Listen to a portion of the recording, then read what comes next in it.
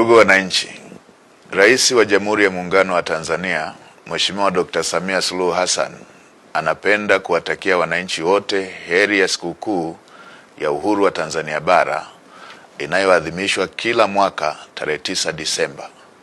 Aidha, serikali inawashauri wananchi wote ambao tarehe 9 Disemba 2025 hawatakuwa na dharura kuitumia siku hiyo kwa mapumziko, hivyo kusherehekea siku hiyo wakiwa nyumbani, isipokuwa kwa wale ambao majukumu yao ya kazi yanawataka kuwepo katika vituo vyao vya kazi kama ambavyo wataelekezwa na viongozi wao.